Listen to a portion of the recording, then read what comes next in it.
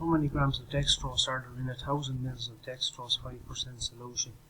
Now, one of the key things here in these questions is to realize that 1 gram of solution or 1 mil of solution weighs 1 gram. 1 mil weighs 1 gram, right? So they're kind of equivalent, right?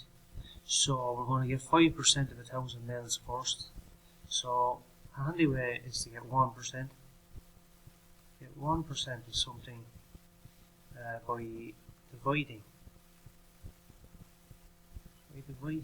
by 100.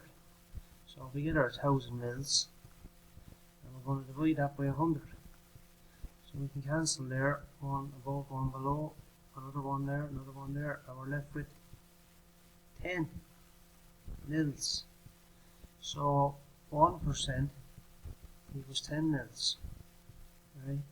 5% then, multiply by 5 here, and we'll multiply by 5 here. So we'll get 50 mils. That's 5%. And 50 mils is equivalent to 50 grams. Right? So we can say there's 50 grams of dextrose in this solution.